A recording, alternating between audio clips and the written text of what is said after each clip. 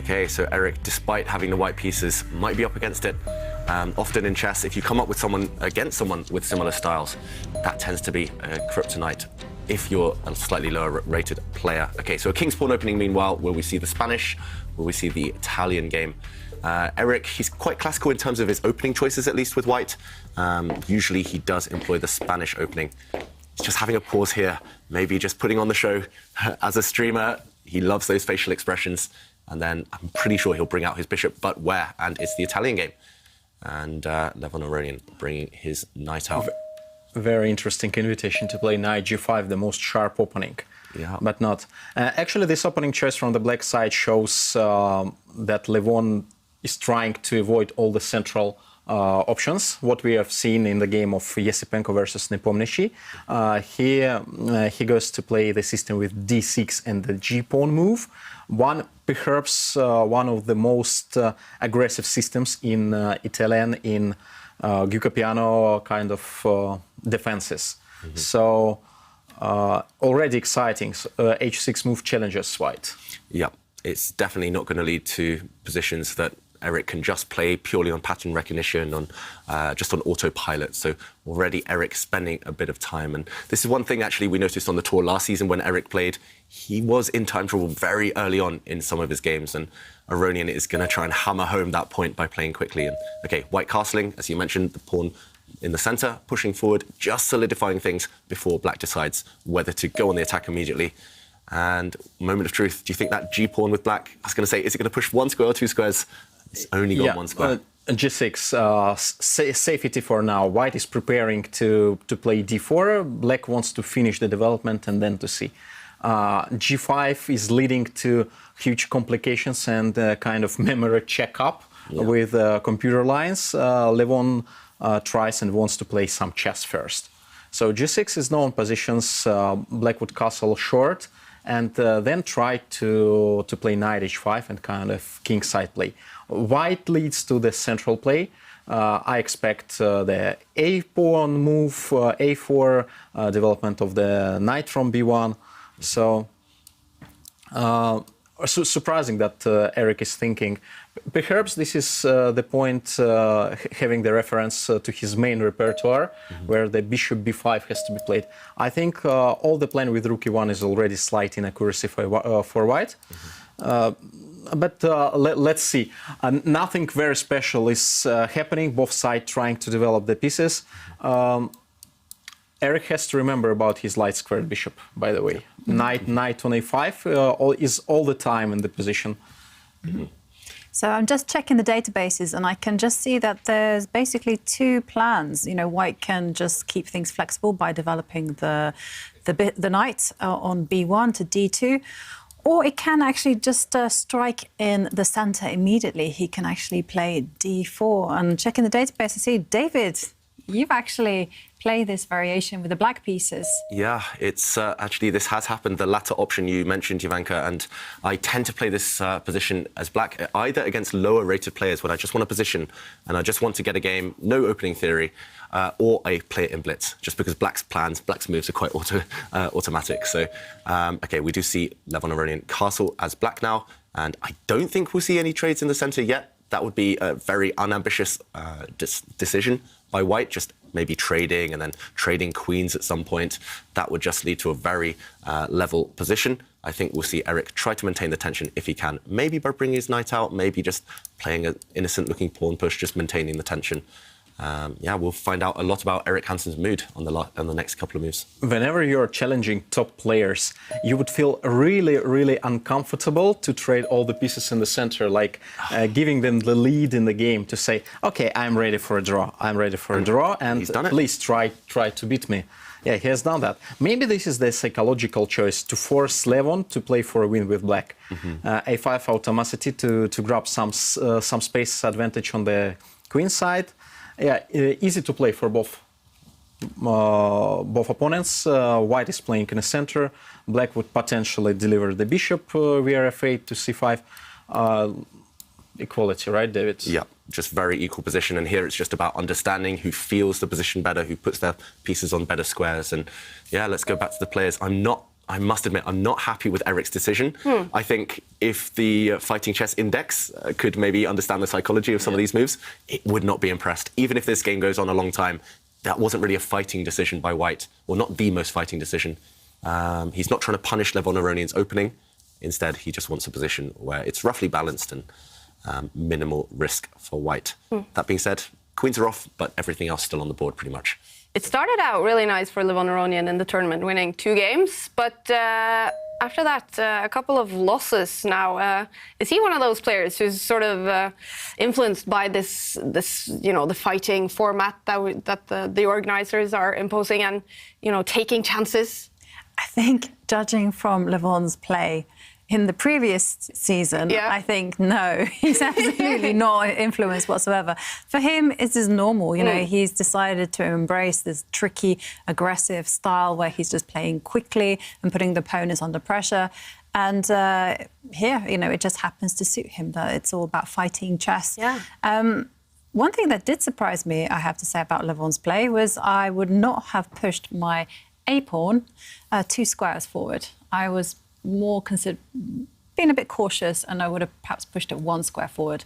But having said that, I actually really like what Levon has done, actually retreating the knight, getting ready to maneuver it to a better square, and not really caring that his knight can actually be traded away for the bishop and his pawns are going to be doubled or troubled, as we learnt yesterday. Although this morning I saw that there was a new rhyme that someone had posted on Twitter that said, double pawns should never be scorned. Oh. We're gonna have those rhymes coming whole tournament. I love it. Now I do have an interesting fact coming in from Chess by the Numbers that we know very well on Twitter, and he's also working together with the Champions Chess Tour organizers to get all those interesting stats about the players and about the games out there. And he is actually saying that coming into this game, Hansen is around 64% to qualify for knockouts. Levon Aronian, only 40%. So it almost feels like this is a little bit of a must-win, at least must-not-lose situation for Levon Aronian. Then it explains the choice of the opening, or kind of decision to trade the queens. Because perhaps Eric thinks, let's avoid the risk. This is the 3rd game per day, a little bit tired already, obviously. And let him play, and I will simply control everything. Cool. Yeah, that being said, as White, if you take negative decisions, if you play for the draw, if you try and control things too much, it can backfire. And I don't think White's necessarily worse or struggling, but I like what Levon Aronian's doing.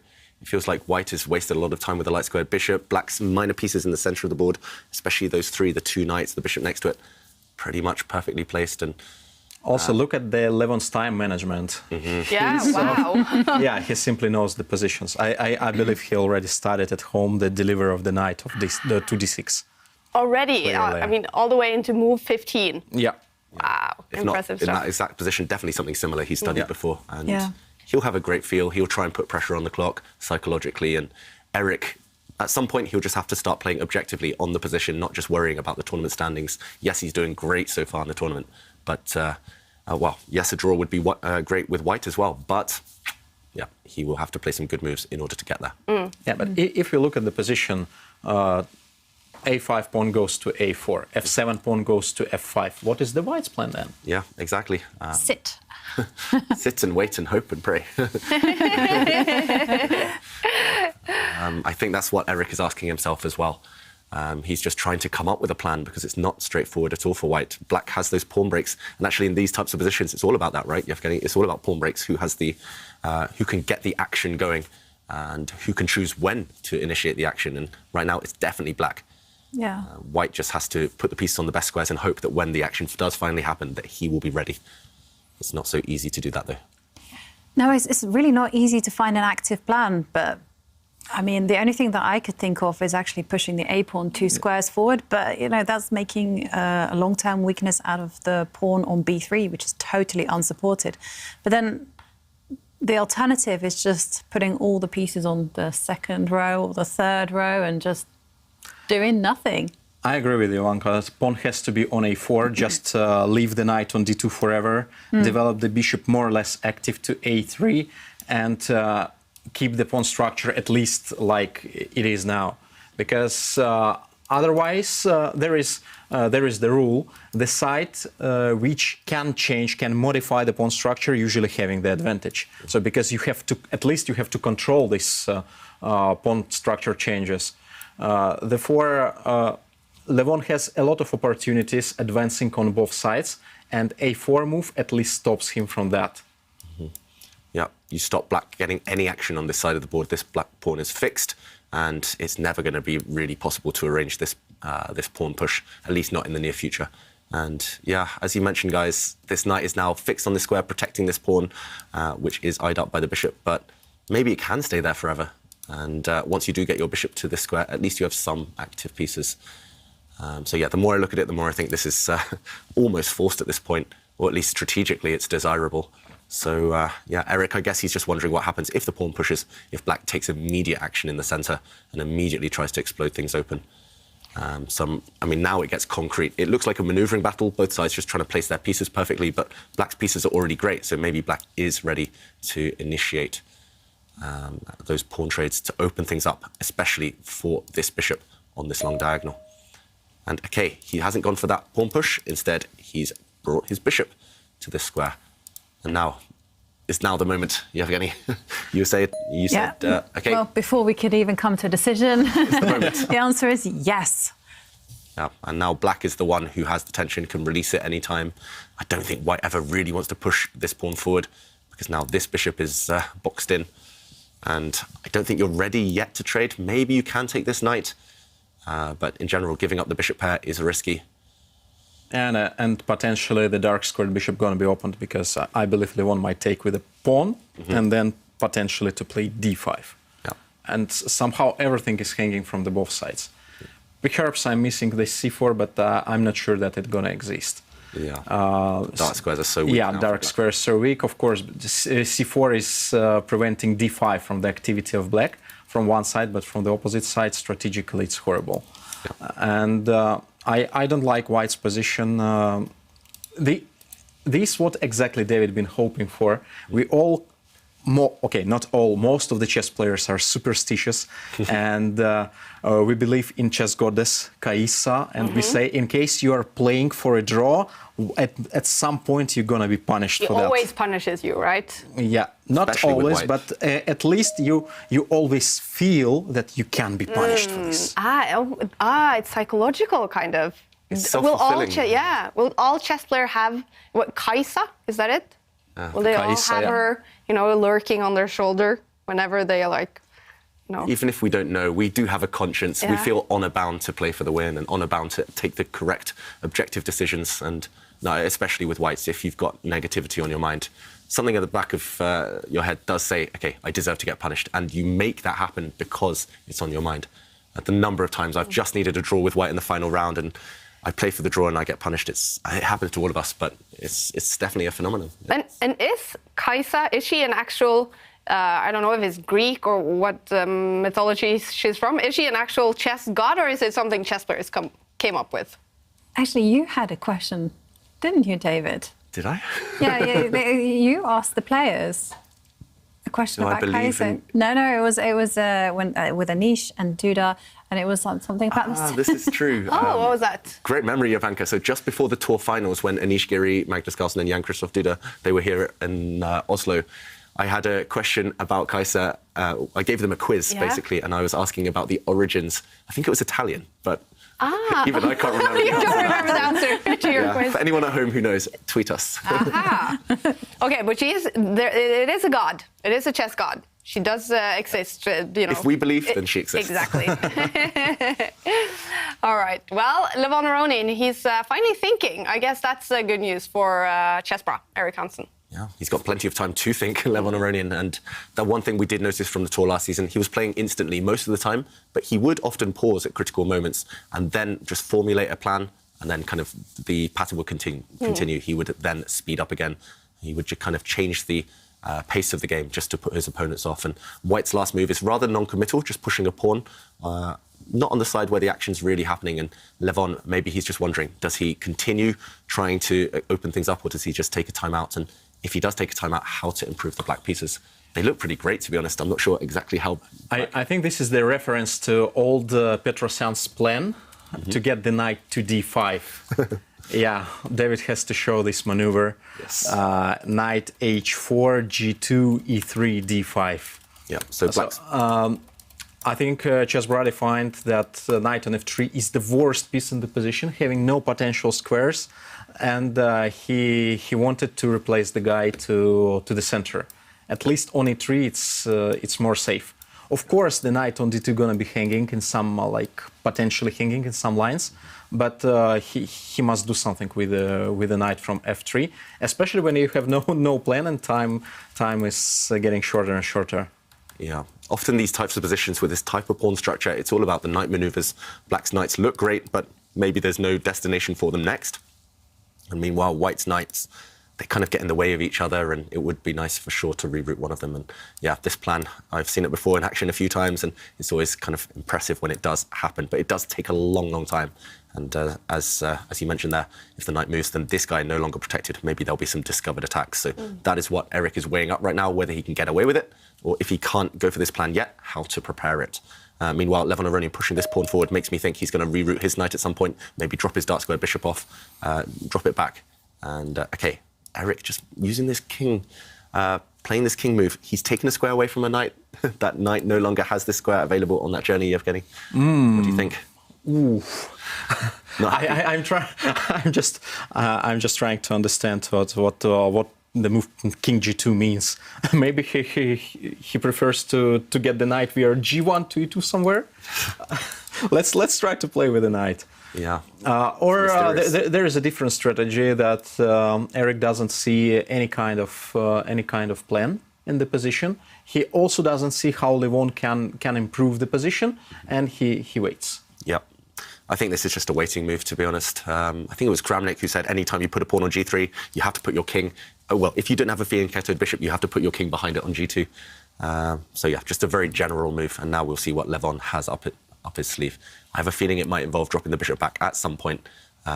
If not, then he might play for this f5 break. But it doesn't feel like black is ready yet to play so actively. I like the bishop retreating immediately, because after all, you threaten the ghost of maybe some tactics along this diagonal. Just bringing your knight out the way somehow. Yeah, exactly. I mean, there is nothing actually concrete here, but in the future, it's something that could be lurking. Yeah, exactly. When you're up on the clock as well, it's nice to just hint at some threats, even if you're not actually immediately trying to do anything. At least your opponent has to burn time thinking of the ideas here on this diagonal. Now black has a quite far advanced pawn there as well. Is that going to be an important piece for Levon eventually? Yeah, I definitely don't think he wants to trade off this pawn anytime soon, because then the position becomes a bit easier to handle with white. These rooks just balance each other out. So yeah, as you mentioned, Kaya, this pawn, actually this is pretty much the only imbalance in the position right now. Yeah. But black is the one, he kind of holds the key. He can decide when to turn it and open the door for his rook on this file. And as long as white doesn't have the opportunity to block, here it would just actually ruin white's position. This bishop would not be happy about pushing that pawn forward. Then this tension always favors black. Yeah. To answer shortly, because of this pawn, black has an advantage in the position. It brings a lot of pressure to the white's camp. Yeah. Wow. That one small little pawn. Well, he's actually trying to maximize the use of that pawn, because by moving that knight to the edge of the board, Levon Aronian is breaking the rules here, because you know that knight don't belong on that square. Instead, he's trying to reroute it to the square that David is highlighting, and maybe that a pawn can actually push itself one square further.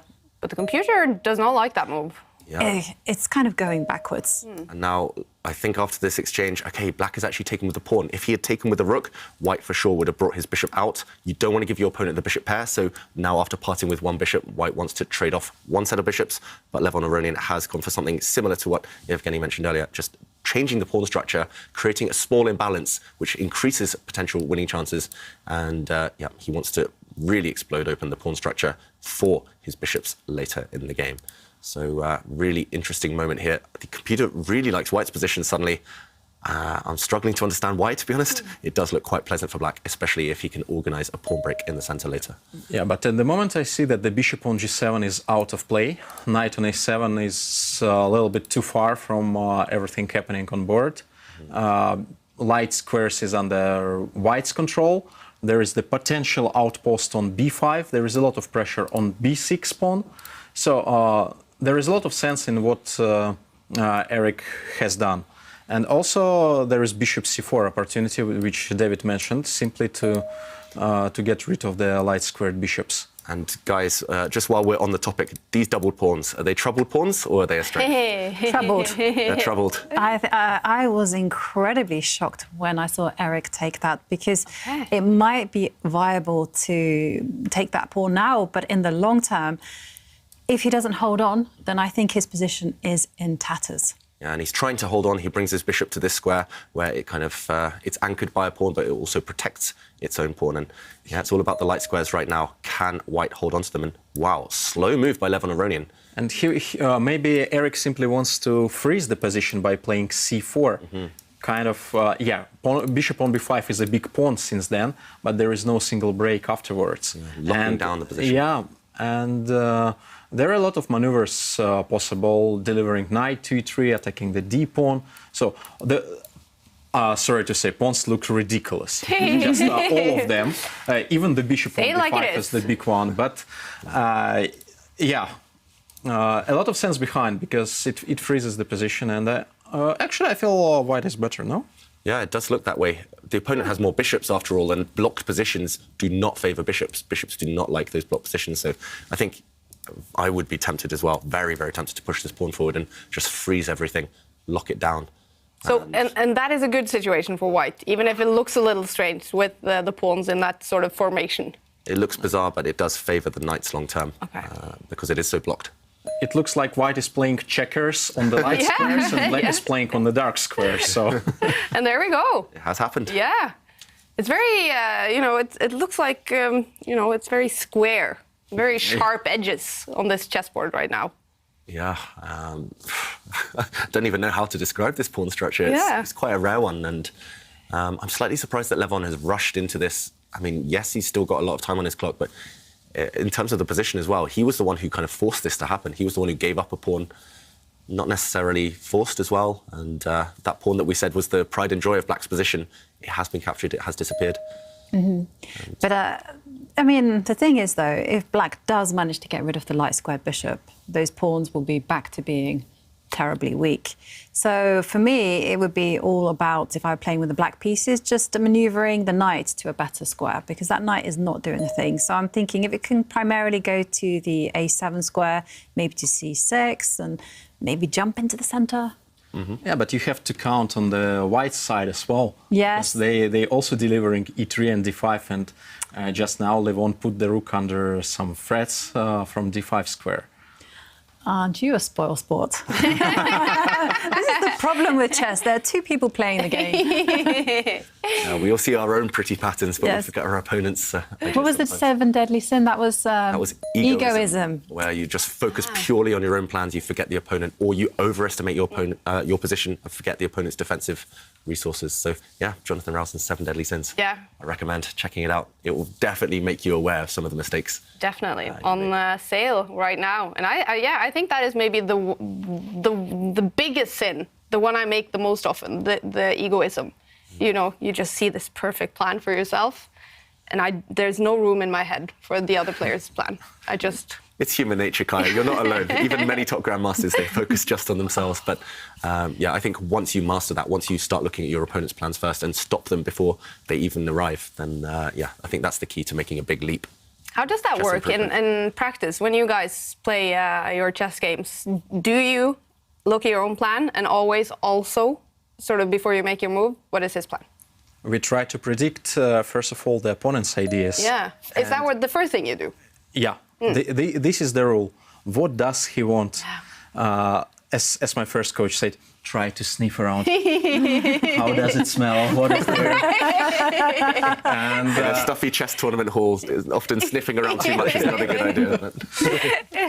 Yeah, and then already make your plans according to what he wants. So you have to cross his ideas and to come to yours. So first look for his plan, then make your genius plan. Yeah, if the opponent doesn't have a plan or nothing that looks too dangerous, or if you think your opponent's plan is slow, then you can start focusing on your own ideas. And often it's a race between implementing your plans and the opponent's.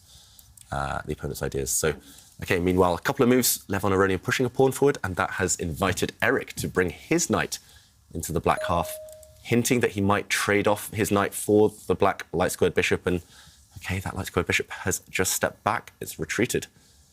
Yeah, but it's pretty logical, because in case of capture on d7, at least there are a lot of...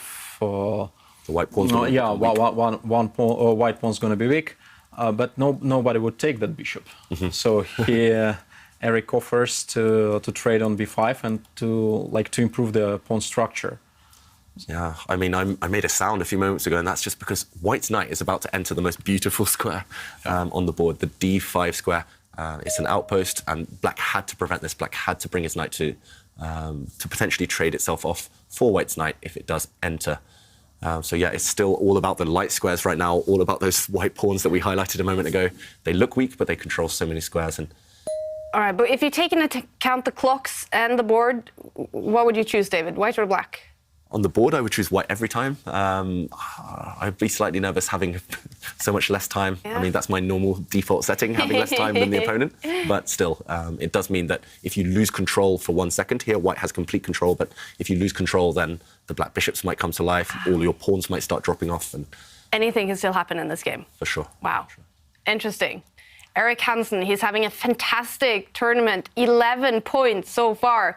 He is above 50% to qualify for the knockout stage. That's going to be a huge shock if he does. He was one of the lowest ranked players, but he's playing some fantastic chess. Levon Aronian is in trouble. Yeah, in trouble. And I think Eric's, there we see 3 points above him in the tournament standings. And a draw for Eric in a position of strength now would still be a fine result. Meanwhile, white's knight is about to retreat, possibly. I say possibly because there are options. Yeah, just on the previous move, Eric squeezed for the critical moment. I would prefer to think for a second, if possible, to take the pawn on d6 after bishop h6. Even the knight was hanging on g5. Okay, so in this position, just pushing this pawn forward, defending the knight was what Eric chose, but rook takes pawn would have been interesting. Yeah.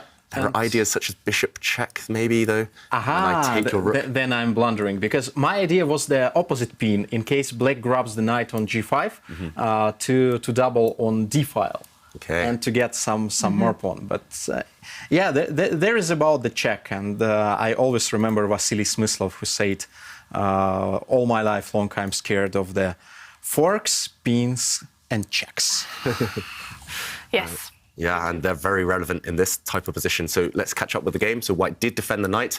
Black pushed the pawn forward, attacking the knight. And we did eventually see this trade. And I'm slightly surprised we saw Eric rush into that exchange. I would have tried to delay it as long as possible and make black, for example, if you retreat, make black capture, because now you can at least protect all your pawns. But, OK, Eric, does he have something specific in mind? Is he going to jump in? That looks tempting, but your knight might well get trapped on that square. Ooh. Very risky. Very, very risky. And it can be trapped in one move almost immediately. So you hit this rook, but once the rook moves, I'm not sure exactly where, then the king will try and trap this knight. So I don't know what he's thinking about. Is he considering this? Or it looks like playing with fire, that move. Is he just going to retreat his knight? But then the momentum changes to black's side, and black can eliminate one of white's knights, and now the pawns, we mentioned them, they're about to start dropping, and once they fall, they're going to be like dominoes. One will fall, then all the others will fall as well. Especially with 1.5 minutes against 9 minutes, I think this endgame doesn't look promising for white, actually doesn't look holdable. Something was missed by Eric, and of course I would choose to go all in now, to complicate by knight e6 and then perhaps delivery of other knight to d5, like what David mentioned, or in case rook retreats on the c file, rook on d7 is pinned, maybe there are some c5 options, just to try to do something.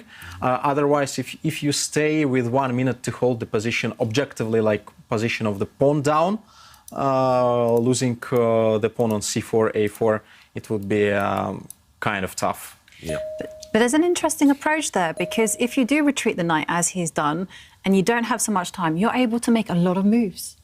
And you can get that 10-second increment. Meanwhile, if you just dive in with your knight to the very trapped square, if you can't figure your way out, You're busted.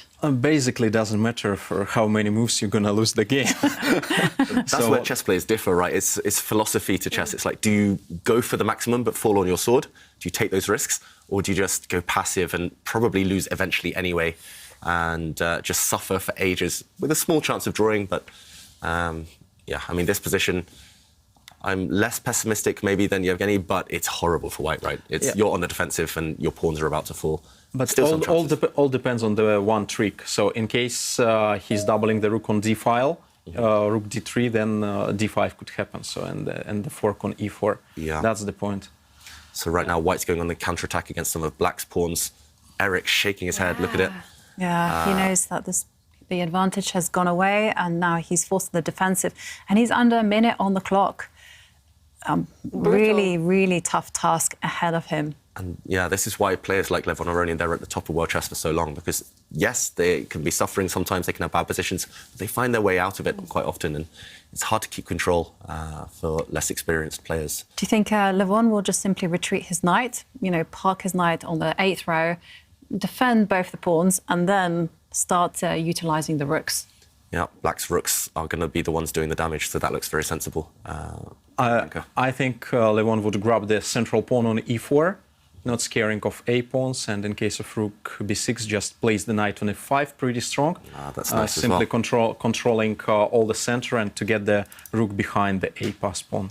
Yeah. So, but it's very pleasant choice. Yeah. When you have 8 minutes on clock, your pawn up, you can choose this, you can choose that. So chooses neither in the end. There's too many tempting options. So I liked this one by Ivanka, just defending this pawn. But I also liked your suggestion, Yevgeny, just taking this guy and then just parking your knight in this square. You've got this pawn majority later, and white's pawns are still very weak. Instead, Levon chose a third option. He just brought his king forward, and after rook takes pawn, he pushed in the center. And this involves a trick. If white takes now in the center, then black's knight will recapture, attacking this white rook. But also, if you're not careful, if you put your rook on a bad square, then there will be a knight check, a discovered attack, hitting the king, and next move, winning the white rook. And, OK, white has to be really careful where he puts his rook now, as mentioned. And in this position, he brought it the whole way back to defend its fellow. But after rook takes pawn, it's equal pawns now, but this pawn is probably doomed long-term, and still some suffering ahead for white. All right, another exciting round of chess, you guys. Round 7 in the preliminaries out of 15. Bars, well, okay, there are actually quite a lot of the bars are in the middle, but Liam Le, it's looking good for him against Mamdyarov. And I did see that the bar was all the way over to Alexandra Kostenyuk's side in her game against Esipenko, but now the bar is back to roughly middle. And in this game, well, it's over to Levon Aronian's side, slightly. Yeah. Yep. For a second, I got More very than slightly. excited there. I thought, hang on, the rook is a little bit loose there, the white rook that is on the d2 square, but it's OK. It's all covered. Okay. It does feel like, OK, he's still got a great position, Levon, no risk, he's better, but it does feel like maybe he could have maximised his advantage slightly more. At the moment, the maximum he can hope is 3 versus 4 in the position. Yeah, on one side with plenty of drawish opportunities, theoretical draws, especially when the pawn on h4, like controlling 2 pawns of black. Of course, knight adds some extra chances for black in this order, but it's not so easy. I believe Levon could gain more. Mm-hmm. Yeah, so he's still got the advantage, but it could have been more, maybe should have been more. And right now, Eric does have some chances. He's actually created a threat right now of bringing this rook that has just moved up to check the black king, kick it away from the defense of black's knight. So I'm expecting the black knight to move most likely, or you stop this check with your own rook. And still, white has this problem of the lonely A-pawn, Alice, as we called her. Look at the 2 white rooks. They're forced into passivity on the second rank just to defend that pawn. And Levon, meanwhile, is a bit more flexible with his pieces. In this type of position, it's better to have 1 pawn island. And if you look at all black's pawns here, they're all connected, rather than white, who has 2 pawn islands. 3 connected on one side, but then 1 isolated pawn on the other flank. If the rooks disappear, however, it would be the opposite. White would have a pass pawn to run up the board. Oh, and there we go. Well, we do know Levon Aronian is in great shape, right? He came second in the first leg of the Grand Prix. And he's going to play another one. So chances are good that he's going to get one of those places for the candidates, right? Yeah. For Levon, through his whole career, it was the problem to play in a candidates, how to play there, but not to get in there. Exactly. So I believe he's in a very good position at the moment, and he looks more relaxed also recently. Yeah. I think that Levon will not miss the chances to qualify, as well as not miss the chance to do good in Champions Chess Tour. This is online chess, all of top players, except as kind of training, when you can check your skills preparative for classical chess. But it's also very challenging when you're all the time playing your rivals, and personal score counts. Of course. And okay, well, the bar is still over to Levon's side here, in great shape, doing very well after making his move to the US. Yeah, and he does have the option now of getting greedy and grabbing that white A-pawn, but it would mean that the black knight is offside for a while. So big moment for Levon Aronian. Is greed good here, guys? Would we avoid, I think in the 7 Deadly Chess Sins book, it's called materialism. Would you grab that pawn? I would not. Resist the temptation. Yeah, exactly. Wait a few more moves and see whether you can make some progress in a different way. Yeah. Because Eric, after all, only has around about 30 seconds on the clock. So you can have some fun in the meantime. You can move the black king, you can move one of the black rooks, you have options. All depends on the Levon's thoughts, because he has to proceed. Finally, Eric found this rook b2, rook c2. He would simply repeat the moves now, gaining 10 seconds per move, like partially by pre-move maybe. And Levon has to decide if he would advance the pawn e4, allowing the knight to jump, or he has to outplay the knight on a2. So very soon I expect that we would see not such a huge time gap between the players. But you can play one move, though. You can wait with your rook. I'm thinking of the a6 rook, move it to the b6 square, and then say, hey, you can't shuffle your rooks. But Levon has chosen a different. He's actually improved his king. Yeah, that's the first move that would have come to my mind, I think. Just to wait, just to sit and ask the opponent what the reply will be. Eric, down to just over 10 seconds now. Okay, he goes active with one of his rooks. I would have gone for your move, Yevgeny, just moving the rook back and forth, just waiting. But, okay, it's hard to do that. It's not human nature to just sit and wait for your fate. Instead, he's trying to bring his rook up, maybe swing it across somewhere. I'm not sure exactly where that rook is going. He provokes Levon to have the decision, because it's rook c8, and now knight on c3 is unstable now. Okay. So he doesn't want to wait for a while. He wants to get some play, finally activating the rooks. I don't know, maybe he's hoping to get some tricks like pinning the king, pinning the pawn, but I believe, as far as I know, Eric, he wants to have some activity. He wants to have some fun on board.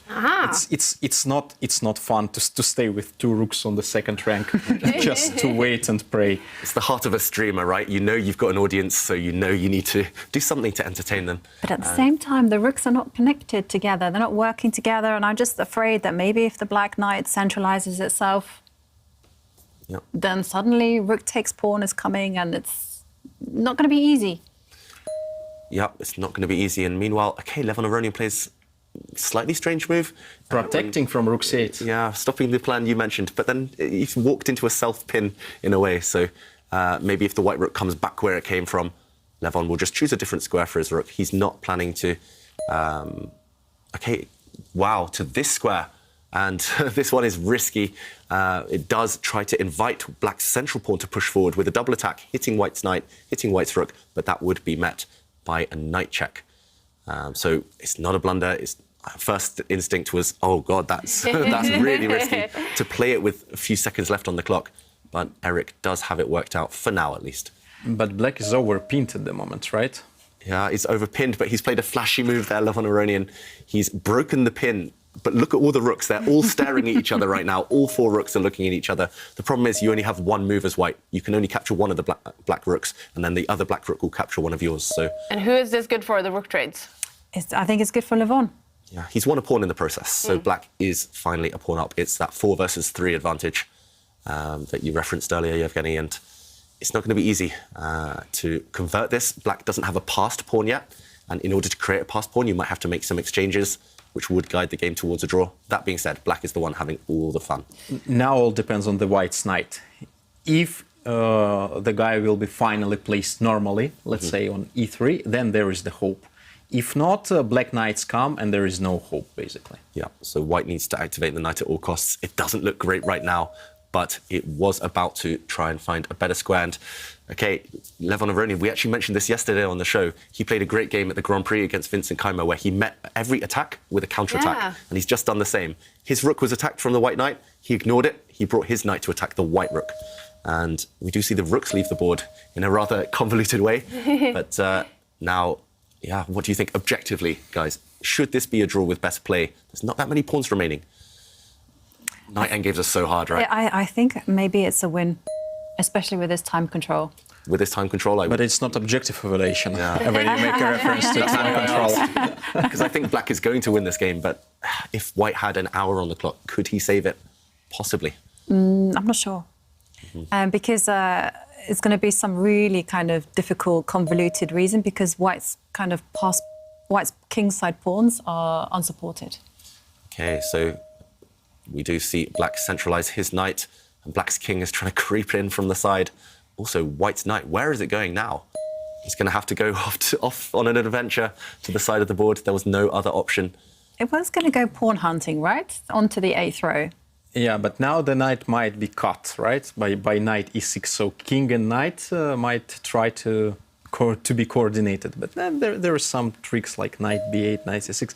It's not that easy to trap the knight on a6. Yeah, it looks offside. There's no teamwork with white's pieces here, but the white knight looks like it will survive and will start to create some threats. So, Levon, I'm slightly surprised he's playing so quickly because if he makes one slip, then white might be right back in this. And white might be the favourite to make a draw. So, OK, I'm expecting that white knight to try and get back into the game now. I'm expecting it to go to the 7th row. And at least maybe threaten to go to the 8th row and start attacking some pawns. At least some activity, after all. But Eric looks more happy now, at least, because he has half a minute without a single risk to lose on time. That's very important when you're playing just on the last increment seconds. Yes, and meanwhile, white centralizes the king again. So black has two options. Either you can go and try and trap that knight, but I don't think you'll quite make it. Or you can try and continue the black king's journey at some point, find a good post for the black knight, and then try and edge your king closer. I don't really see how black is going to make progress, though. Maybe you have to go back in order to go forward at some point. A couple games have finished. Magnus Carlsen, for example, winning his game against Hans Niemann. That means 3 out of 3 possible wins for Magnus Carlsen today. That means he has made that comeback after 2 losses yesterday. Great day for the world champion. And who will win this game, or will it be a draw? I guess it's looking quite good for Levon. Still good, but a lot of hard work to be done in order to win this game. And, OK, he's remaneuvered his knight, and now he's pushing the pawns. So white has missed an opportunity to get that white knight back into the game on the most natural path. If you'd gone to the other square, actually, the c7 square, black would have dropped his knight back, checking and forcing a trade. If the knights come off, it's hopeless for white. But white's knight is finding a way round to get back into the action. And yeah, Levon Aronian, though, his king is so far away from his own from his own pawns that if the white knight gets round, then those pawns could well start dropping. I'm not so sure he's going to win this one anymore. I mean, it still looks good. I'd still take black every time, but... Eric is playing fantastic with, constantly less than a minute on the clock. He's a speed expert. Yeah. He's very, very quick at calculation. Yeah, and he delivers the knight. It was kind of remarkable for me that he was waiting with very bad knight on a6 to find the right direction. It was possible 2 directions, let's say left and right, like knight b8 or knight c7. And he was simply waited for the solution of black for the black's play. And now he found that maneuver d7 f8, that coming to the black's pawn on g6. I'm also not sure that Levon is going to convert this. And just through back reference to the Magnus 3 out of 3 today, I think it makes him special. He can play one day badly, but I don't remember last time when he was playing 2 days in a row quite badly. So that really makes him kind of very special in the world. That next day he's coming stronger, whatever happening. Something about his mentality always makes a comeback. Yeah, even suffering from COVID, even after some difficult games, nowhere near his best, and up against some strong players, yeah, he finds a way. And that's what sets champions apart in all sports, actually. They find a way, even when they're playing badly, to get the results. I actually think it's because he loves the game so much that for him it's just a joy. You know, he just can look forward to the next game and, you know, devote 100% of his energy and just is able to forget the past. And maybe also super eager to get back to the board after a bad day. He just wants to start playing again. Yeah. It's not like he's, chess again, crap.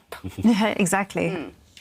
All right, well, these two, I mean, the fight goes on and the clock is still ticking so fast for Erik Hansen, but he keeps making good moves. Yep, great moves by Erik Hansen. He's re-centralized the white knight. Just think where that white knight was just 5 moves ago. It's back in the center, tying down black's knight to the defense of its own pawns. And now the white king getting active as well. I think he's definitely going to save this game now. Okay. The clock is maybe still a factor. You could still blunder in this type of position, but okay, I'm expecting Levon Aronian to re-centralize the black king. King d6 perhaps making a little trick of knight d5 check sometimes. Yeah. Yeah. Now I believe white king has the path to g5. I actually expected maybe to play king f4, but Yeah. we have this position is very nice for white in a way that perhaps almost every move makes the draw. Agreed. And white's knight is going to park itself on a nice outpost. I don't see how black combines getting the black king or keeping it on an active square and using his own knight. As soon as the black knight ever moves, white's knight will start attacking some of the black pawns. And remember, if all of the pawns disappear, even if the white knight disappears as well, the black knight on its own will not win the game. So black needs to keep some pawns alive and needs to somehow win the white knight. And there you go. Yeah. Erik is attacking the pawns and now he's going back. Using every square on the board, going off to the corner. We had a rhyme about knights in the corner. I can't quite remember it, but knights in the corner, not normally advisable, but there, white's knight using it effectively. And now it looks pretty simple as a draw. Black's pawns can never advance without allowing a trade. Well, 3 versus 2 is always much simpler. Yeah. Yeah. The fewer the pawns, the better from the defensive side. Yeah, definitely. But that means Levon will still push, and it will just involve manoeuvring his knight, trying to find the optimum square and catching Erik Hansen off guard.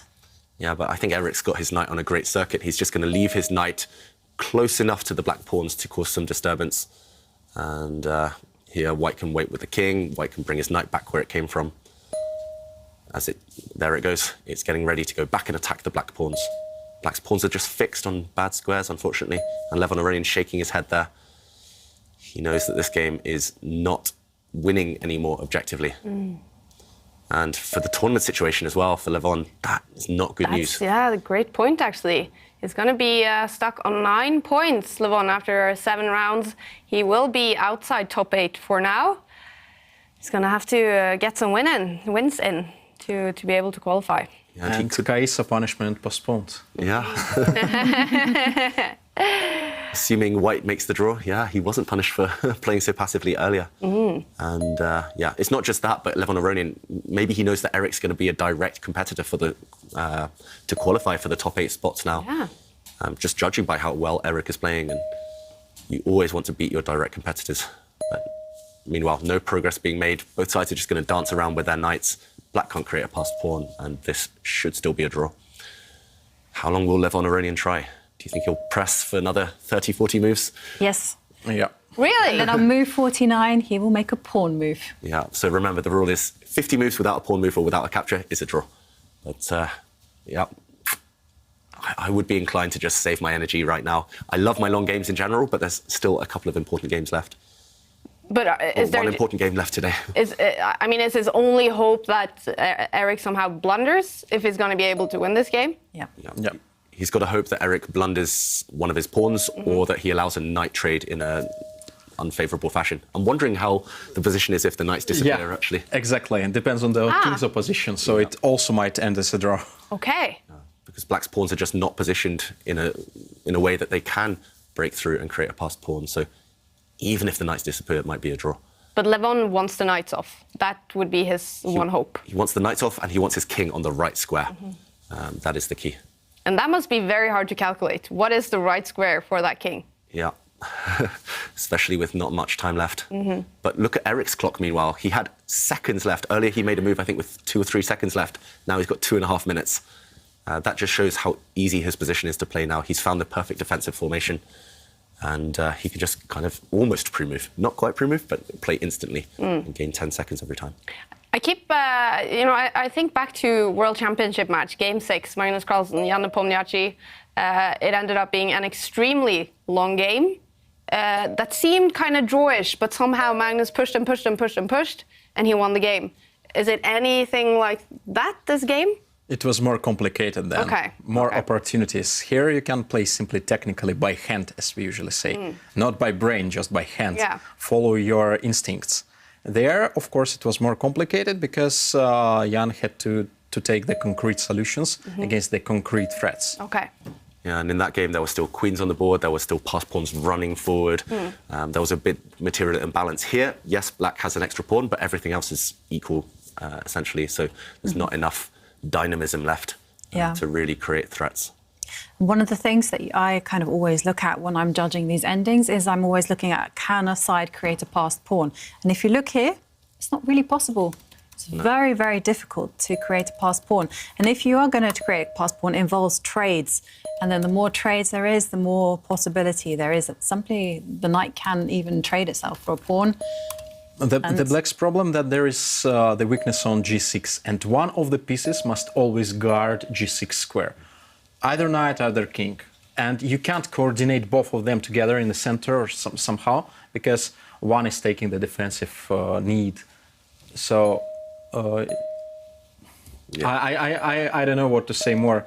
Maybe, Levon trying to triangulate, but as far as we know, impossible to triangulate the knight. Yeah, you can't lose time with knights. That's the one trick. I think the only thing to discuss in this position is whether they'll reach move 100. Eric is leaving the board. Is that because it's a draw? I think they've repeated this position 3 times. I want to see move 100. There we go. It's a result. It is a result. It's over.